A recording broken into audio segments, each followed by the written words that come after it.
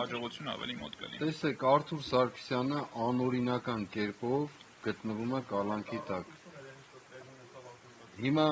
նույն իմաստով, նույն մարդը, նույն անձը, ոչ թե ուրիշ նախադեպ եմ ասում, 2021 թվականին ընտրվելով պատգամավոր արձակվել է ընդհանրապես կալանքից,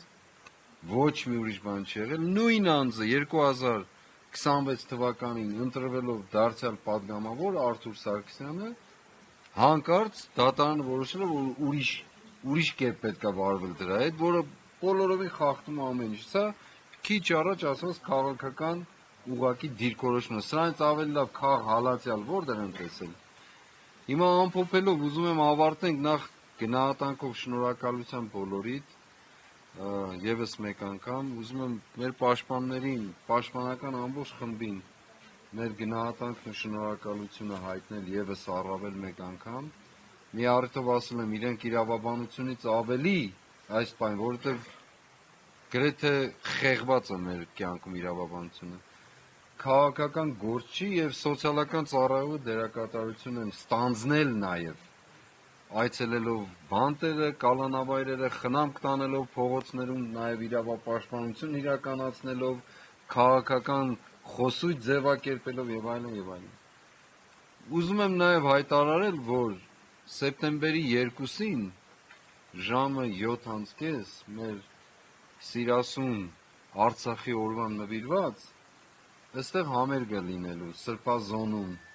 այնպես որ իմանաք, լինելու են Դավիթ Համալյան, Արսենը Գրիգորյան, իրենց ընկերները, Խաչիկ Մանուկյան, մեր հրաշալի մարդիկ, ովքեր այստեղ որոշակի իմաստով նաև այդ օրվա խորհուրդն են արծարծելու եւ վերարծարծելու։ Ասեմ, որ այս միջավայրում անընդհատ միջոցառումներ են տեղի ունենում, հիմնականում մշակութային հանդիպումներ եւ այլն։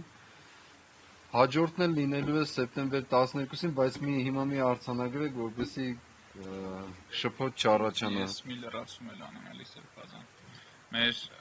օրվա հախուռն աշխատանքի արդյունքում, այսինքն կազմակերպման խնդիրների պատճառով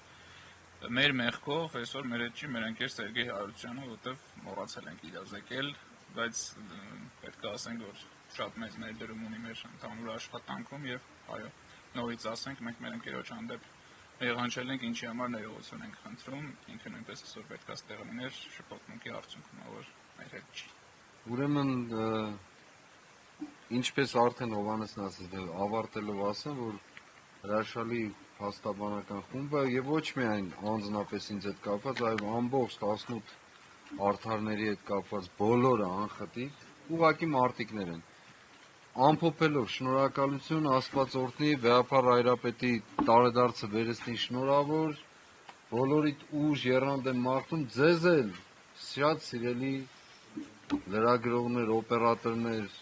եւ խմբագիրներ, բոլոր այս զանգվածային լրատվամիջոցների ներկայացուցիչներ։ Մեծ գնահատանք ձեզ այս ամբողջ ժամանակահատվածում ուղղակի առաջամարտիկ լինելու համար։ Դուք միշտ ասել եմ, լրագրությունից ավելի այսօր դուք առաջին գծում անկախ ամեն ինչից ուղղակի պայքարում եւ կռվում եք ճշմարտության համար, ինչպես Սուրբ Վարդանն էր ասում, որպեսզի բարձրանա ճշմարտության կողմը։